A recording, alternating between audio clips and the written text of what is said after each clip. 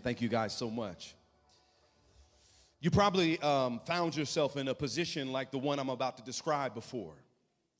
Maybe you were at work and you made a really, what you believe to be a simple mistake. And then that turned into a major issue and everybody at your job started pointing fingers at you. Or maybe there was a mix-up at home and you missed an appointment or something fell through the cracks and it caused everyone to stress in the house. Or maybe you lost control. You uttered something in anger that you wish that you could take back, but the damage has already been done. And even though you apologize incessantly, you can't take back the words that you communicated. And it was during that time that you were hoping and expecting and praying that God or somebody would give you an encouraging word. Maybe you were hoping that someone would say, hey, it's going to be all right. Things are going to be okay. But instead of them uttering an encouraging word to you, they looked you in your face and they pointed at you and said, shame on you. And those words, friends, they didn't just cut you deep. They felt like it was a laceration to your soul. Because some of us are filled with all of these insecurities and all of these inadequacies. And when they said, shame on us, it was almost like they were affirming all of the negative thoughts and dialogues that were already swirling around in our souls. It was almost like they were saying you are flawed and you are damaged, that you are no good and that you are undeserving of love. Friends, we've all experienced the vicious bite of this thing that we would call shame. Shame manifested itself first in Genesis 2. We learned in Genesis 1 and 2 that God created Adam and Eve in the garden. He made Adam, blew the breath of life of him. Then he took Eve out of the side of his rib like an artisanal piece.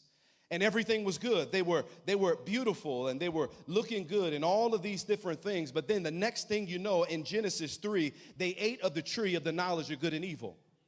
Instead of them being thankful for the few trees that God had given them, they looked at the other one and said, no, God must be withholding something from me. Therefore, I'm going to take it under my own will. And Adam and Eve beguiled. Their eyes were open, and the Bible said that immediately they realized that they were naked. Before, they were naked and unashamed and fully known, but now that they recognize their nakedness, they go to cover it up. And then it starts a pattern of what you and I do each time we feel shameful. We don't bring it into the limelight and explain it to others. We don't run towards God and say, God, I'm sorry that I did this particular thing. No. What we do is we run away from God. Shame, according to theologian and philosopher Ed Welch, is this deep sense that we are not good and not worthy to be loved. It's this idea that we are inherently flawed and unacceptable and unworthy, and we believe at the core of our hearts and minds that we are broken. And when we feel this deep sense of shame, it causes many of us to just want to crawl under a rock because we're afraid and saddened by how we feel. We want to just get off social media, do we not? We want to just stop talking to people. We don't want to respond to emails. There's this sense of doom and gloom that's above us. So what we do is we try to hide from all of these things.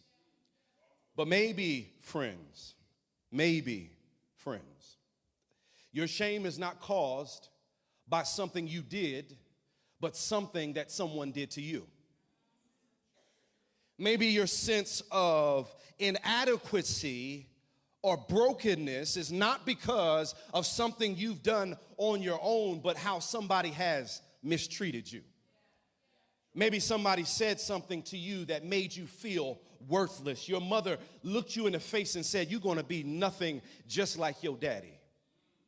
Maybe your grandfather or grandmother said something about you that you have stuck with. Maybe it was a first grade teacher that told you that you weren't going to amount to anything. And rather than you taking that and using it as fuel and motivation to succeed, it cut you at the core.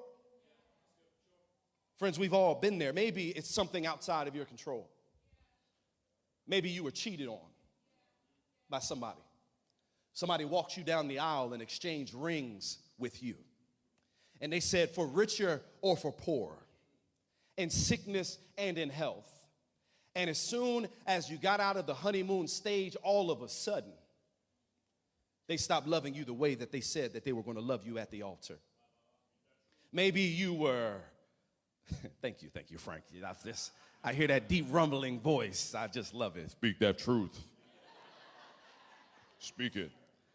At one point, I was going to say, I'm trying. I'm really trying. I'm trying to give it my all. I don't even know what I was saying. You know, I did this at a church last week, and I got in trouble. I offended everybody. I preached when it was bad. Oh, it was good, but it was bad. It was good for me. I just laughed. All right, come on back in. Y'all distracted me. Come on now. So maybe your shame is caused by something that happened to you. Maybe it's because of your mental health. You've got a chronic sense of anxiety, and you've been praying and asking God to remove it. You've taken medication, but yet because of this chemical imbalance, if you will, it's caused you to continue to have these anxious thoughts, and you feel the shame about it because you've been trying to, in the name of Jesus, it away. Maybe you have some unwanted attractions or unwanted desires that are ruminating in your heart, that you're desirous of something or someone that you shouldn't have. Maybe you've got a disability today and you've tried to overcome it and realize that it's a supernatural ability, if you will, but you're feeling ashamed by it. Maybe you've been trying to have a child and you've been told that you need to have this baby, but you've been having a hard time conceiving, and what it's done is it's caused you to have some deep-rooted shame that you are broken, defective, and that you are no good. And let me just tell you this, that's what some of us go through, but then there are typically 3 ways, as Craig Groeschel notes, that we manifest our shame. The first is through this thing called hopeless perfectionism. Hopeless perfectionism. Many of you are dealing with your shame not by running to the foot of the cross, but running to the classrooms in academia and running to certifications that you can get easily online. And you said, if I perform at my highest level, if I get a good education, if I buy that home, if I do all these things, then I will rid myself of shame, not knowing that it's putting you in a bad cycle. Because the more you achieve, the more it exacerbates the problem. Some of us are just harsh critics. We deal with it through harsh criticism. You can't even take a compliment. Somebody says your wig looked good today and you didn't even recognize it. Come on, that was a joke. That was a joke. You're like, Pastor, I'm wash and go now. I just take this hot wig off and just let my follicles breathe. Dudes are doing that too now. They just taking the unit off and just. How did we get here? I don't even know how we got here. But we're full of all of this self-critical behavior, these self-implicating dialogues that go on in our minds all the time. But it doesn't just stop at that. Some of us, when we see our flaws mirrored in others, we start becoming self-righteous. And we begin to criticize them for the behaviors that you and I exemplify on a regular basis.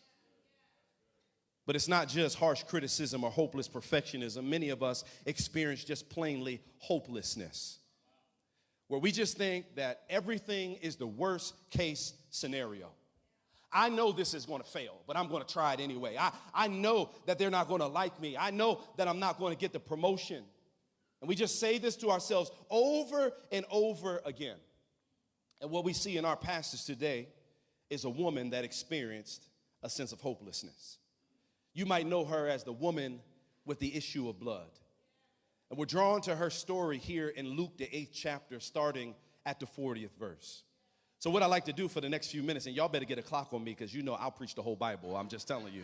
Y'all know how I get down up here.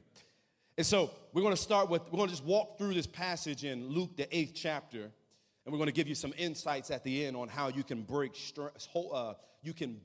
shame's stranglehold on you.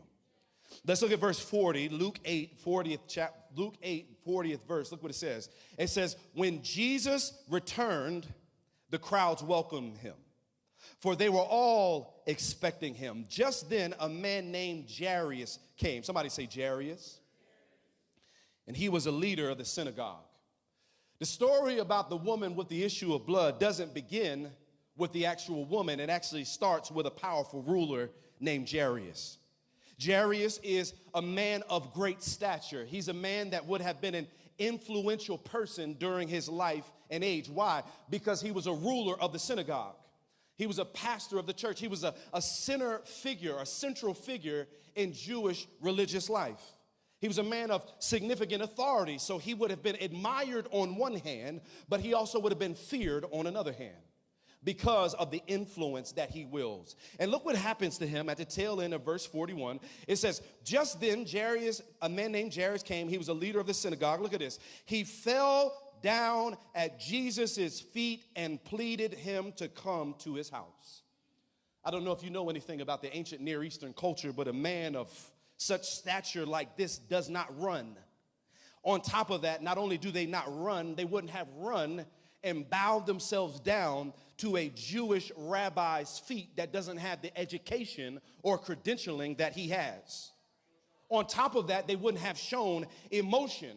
But we know that Jairus falls on his knees. All of his pride, all of his decorum, all of his self-inflation was just deflated in that moment. And he tells us why in verse 42.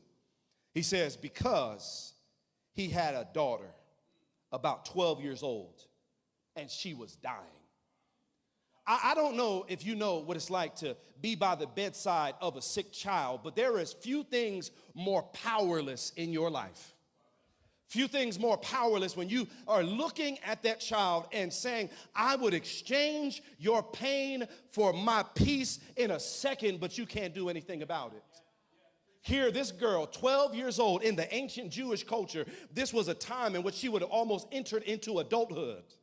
She would have had all this promise and joy of a life to come, but here she is laying in a bed, dying of some unforeseen illness. So Jairus takes off his tassels and he lays down at the feet of Jesus and he says, if you don't come, you are my last rescue. I need you to come help my daughter. And here's what Jesus did. Even though he was busy, even though he had things going on, even though he had a tough schedule and a packed schedule and everybody was waiting for him, guess what he did? He stopped his plan and he followed Jairus. Here's what I love about Jesus. It doesn't matter how busy he is holding up the universe. It doesn't matter how busy he is keeping the stars in planetary motion and feeding the birds and taking care of grounds. Jesus has time in his agenda and his schedule for each one of us. Here's what I love about Jesus, or one of the things is that he chooses people over protocols. He chooses people and mission. Why? Because he knows that people are ultimately the mission. He's okay being inconvenienced for the betterment of other people. Look what it says at the tail end of verse 42 into 43. It says this. It says, a woman was suffering from bleeding for 12 years. Get this. And who had spent all she had on doctors and could not be healed by any. Now, I want to give you a little bit of context that the person who wrote this book, his name was Luke. The book bears his name, but he also wrote the book of Acts. So we know a few things about him. Luke was a physician and he was a historian. And so when he uses this word or this phrase, a woman with an issue of blood, what he's doing is just a very polite word to describe an uncontrolled menstrual flow. And what he's saying is that she has all type of bloating and uncomfortable cramps. And it's been happening incessantly, not on a cycle or a few days of a month, but happening every day, all the time for the last 12 years. And it's a medical condition that she's gone to every specialist and MD that she could go to, but no one has been able to provide her with a cure. And so she spent all of her energy, all of her money, all of her time trying to find a cure that only God can heal.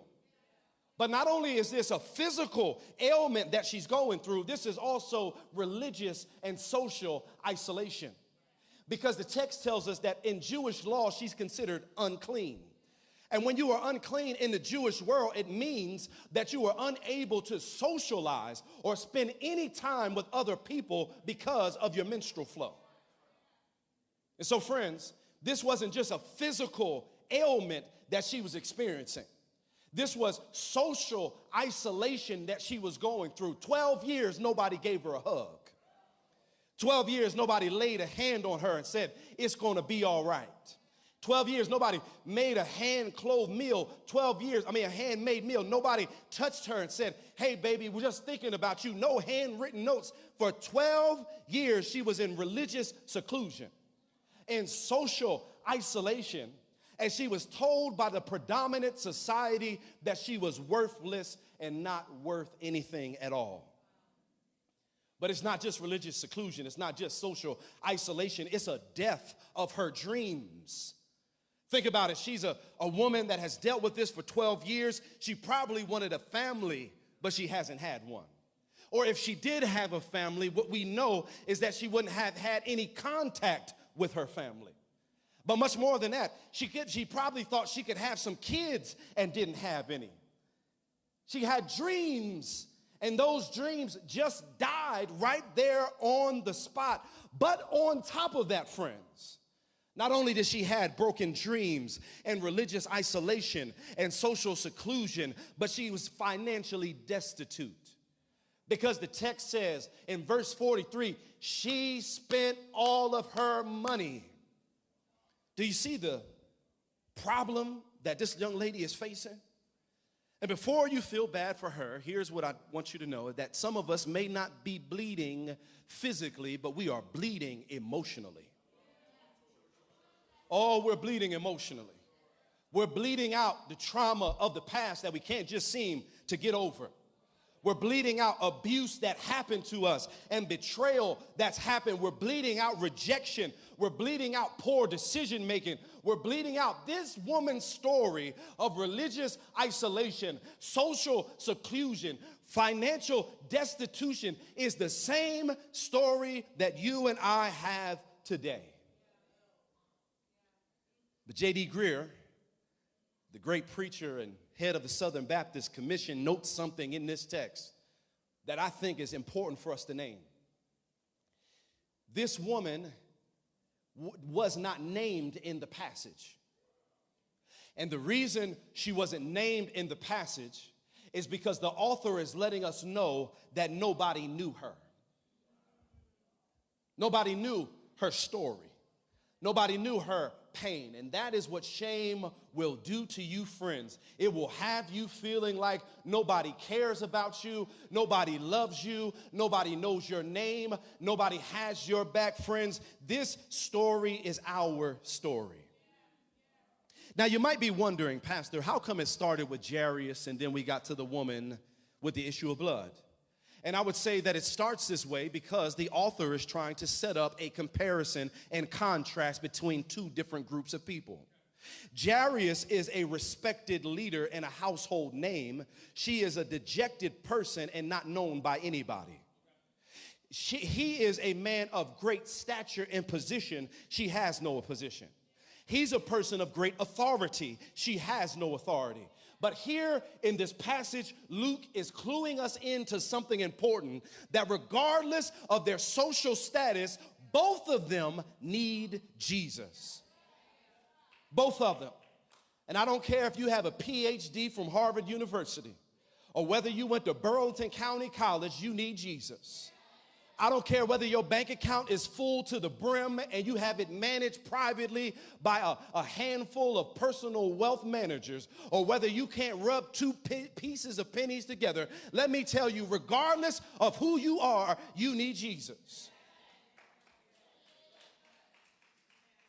And he's not just setting up a comparison and contrast of two people that need Jesus. This also is a comparison and contrast of two people that don't come to Jesus for two different reasons. See, some of us don't come to Jesus because we are the little Jariuses in life. Because why would you? You got all the money you need. You got all the education you need. People look at you and they look at you as a person of authority and wisdom. So you don't need Jesus until he sends a storm into your life. Until you lose that job, until you experience that trauma, or in Jairus' case, when your daughter is lying sick. So the thing that keeps Jairus from Jesus is his pride. And the thing that's keeping some of us from Jesus is our pride. That God has blessed you with so much in your life that you begin to think that the things that he's blessed you with are God instead of God himself. But let me just tell you, friends, that money can't save you from heartache. That money in your bank, that education can't keep you from a difficult day at your job. No, friends, that's something that only Jesus can do.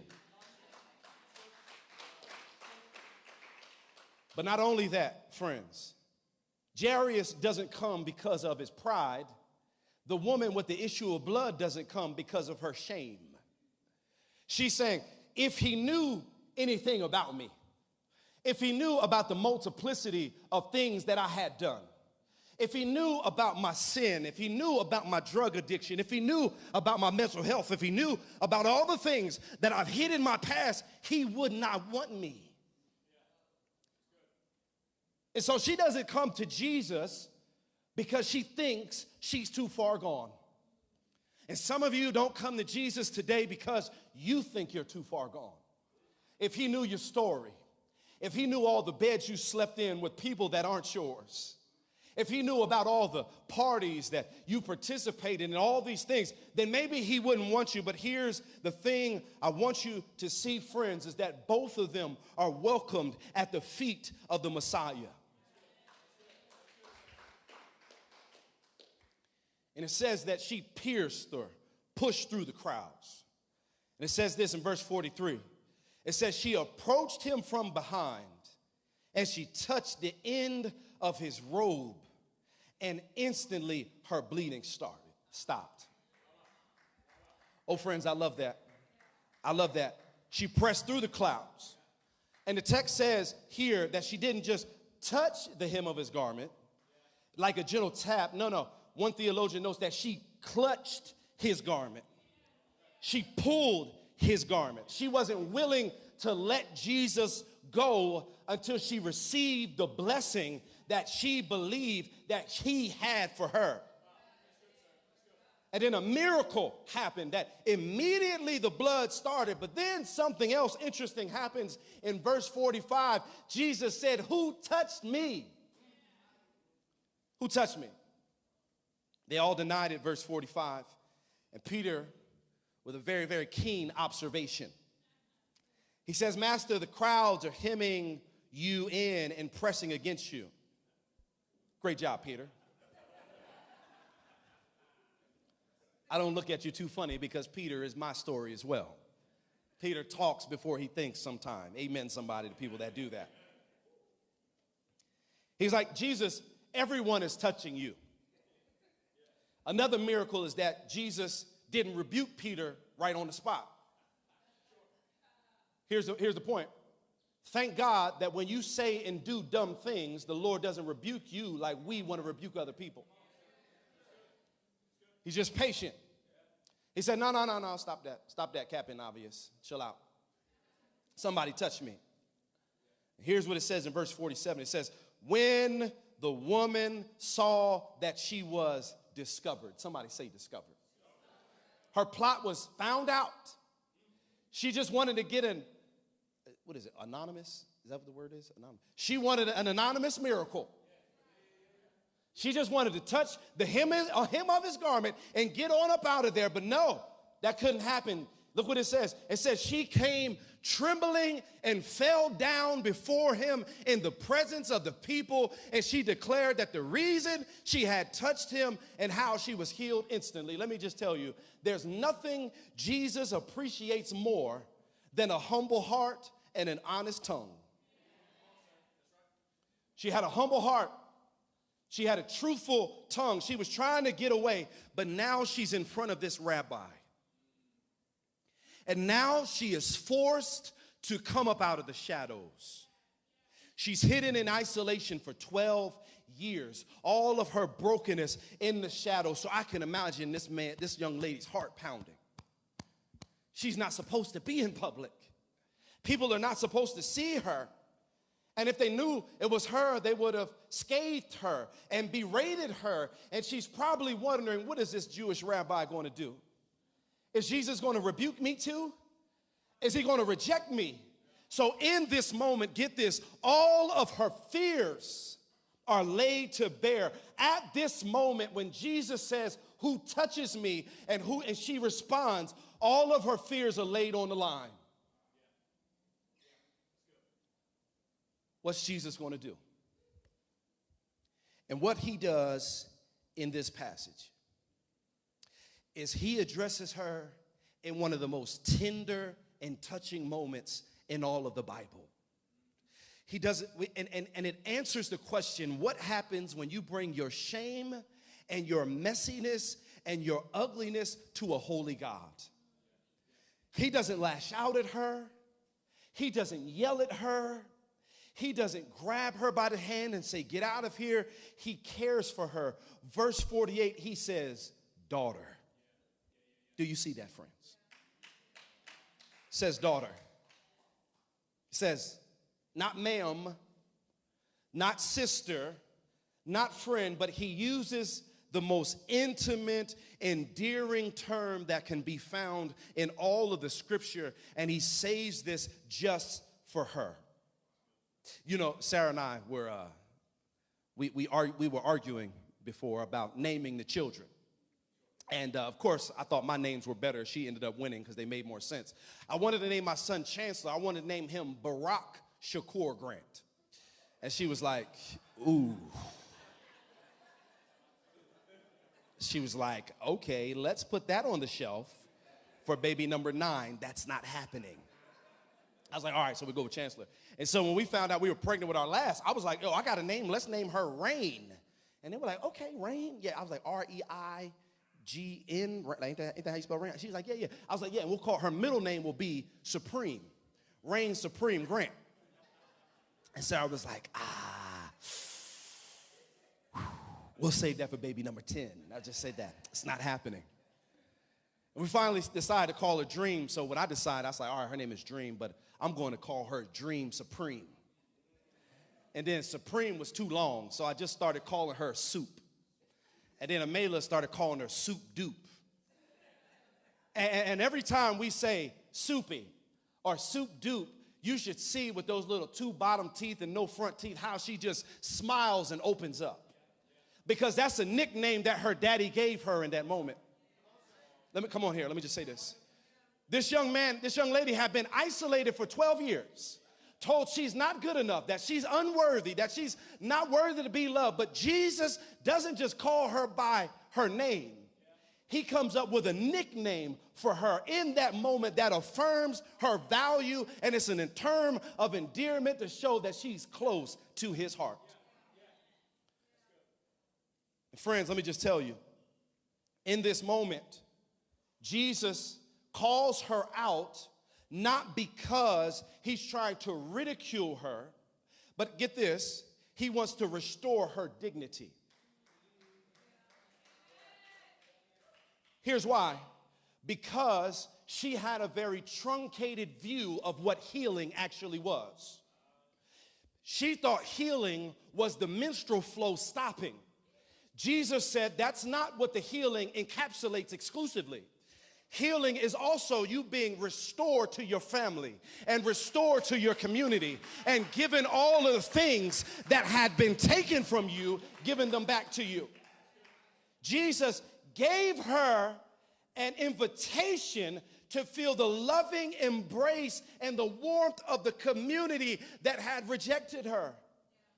And friends, let me just tell you today, I know that some of you are in here today and you feel shame and you feel like you are defected and you feel like you are broken. But let me just tell you, like this young lady that was healed physically and then restored communally, Jesus wants to make you whole. My wife Sarah can tell you that I have an allergy to car notes. And so I will ride around in cars much longer than I should simply because they're paid for. Case in point, when my mom passed away, she gave me a 1997 Geo Prism. I rode that thing till 2011. It was barely making it. I mean, barely making it. But here's the thing. The thing was, it was messed up. It wasn't in the best shape. The upholstery was ripped. It had seen better days, but I held on to it and repaired it. Why? Because it was worthwhile and had value to me. And let me just tell you that God knows about the exhaust system of your heart that is filled with anger and rage. He knows about the upholstery of your soul that has been ripped up by poor decisions. But Jesus doesn't get rid of you. Jesus doesn't cast you away. He brings you into his shed and he heals you through something called the cross. And let me just tell you, in case you don't know, you are defected. You are broken. You are messed up. There is not a lot of great in us. Why? Because this thing called sin. Sin has perverted us. It has put itself as the chief in our hearts. We are defective, but when we come to Jesus, he takes that little defected heart and he cleans it up with the blood of the Lamb. He takes that little messed up thoughts and ideas that we have and he cleans it up. Here's another compare and contrast that I want you to get in this passage. Jairus is advocating for his 12-year-old daughter. He's fighting her cause. But this woman doesn't have anyone to fight her cause at all. And so Jesus says, you don't have a dad to lobby for you. You don't have an uncle to advocate for you. You don't have a brother to champion you. So guess what? I'm going to champion you. Because when Jesus is in your corner, you have all that you need. When Jesus is fighting for you, you have everything that you need, friends. Let me just tell you, in that moment, Jesus affirms her dignity. He addresses her tenderly. He affirms her worth, and he grants her peace. Now she can go back home to her family and her friends. And let me just tell you, let me just finish up on this. The question is what happens to the uncleanness that was inside of her? I'll tell you. Whenever an unclean thing touches a clean thing, the unclean thing makes the clean thing dirty. That's why when your kids are sick, we don't want you to bring them into the children's area. Why? Because the health doesn't transfer onto the sick kids. The sickness transfers onto the healthy kids. Biology 101. But another miracle happens in this passage. It's not just that she grabbed his robe and she was made healed. It's not just that he was not rebuking Peter. The other miracle here is that Jesus took her uncleanness and he was still clean. And he takes her uncleanness with him on the road to Calvary. And on Calvary's hill, the shame of the past, the present, and the future was poured out on Jesus. That when Jesus was on that cross, here's what I want somebody to understand. Listen to me. Jesus doesn't just die for your sins. Jesus dies to remove your shame. Because on the cross, friends, 2,000 years ago, Jesus just doesn't die as a criminal. He dies in the most humiliating way possible. He's robbed of all of his dignity on the cross. He's looked at as the lowest of the low. He's stripped of his garments, nailed to this cross, removed his clothes in front of his own mother. He bare naked, and he was ashamed, and he looked, or the shame was poured on him. But here's the beautiful thing. Because Jesus experienced shame, you and I can experience newness and joy. Because Jesus experienced shame, you and I don't have to experience the pain and the hardship of feeling defective. Guess what? You are defective, but Jesus makes you whole in him. Makes you whole. So what do I need to do, Pastor? Here's the first thing you need to do. You need to jump into a crew. You need to get into a crew because people want to help you out with the shame that you experience. And the second thing you need to do is you need to speak to your shame. You know why shame has power? Because it's done in secrecy. But when you rob shame of the secrecy, it no longer has power. When you say that I am messed up and I've done a bunch of things wrong and I've said this and I've done this and I've had this secret diagnosis, you rob shame of its power. And Jesus didn't die on Calvary's hill so you could live a shameful existence. He died so that you could be made new. So with every eye closed and every head bowed, I want to give you an opportunity to respond in this moment. Maybe, let me talk to this first group of people. Maybe you're a child of God, but consider yourself someone that loves him. But when you look at your life, you just feel ashamed. You just feel like you're not worthless, you're not worthwhile, that you're worthless, in fact, because of your mental health, your disability, your handicap, your looks. Somebody told you that you weren't beautiful. You feel like you're not smart. But in this moment, you felt convicted because you are fearfully and wonderfully made, and you need God to set you free and make you whole today. And if that's you, I'm going to pray for you, but here's what I want you to do. I want you to admit this, and I want you to put your hands up on a count of three if that's you. 1, 2, 3. If that's you, put your hands in the air. I'm going to pray for you. Lift your hands high in the air. Father, I pray for all those under the sound of my voice that feel a sense of shame today. Lord, on that cross 2,000 years ago, you removed that shame and removed that guilt so that we can experience a newness of life. Lord, I pray that you'll bless them right now. In Jesus' name.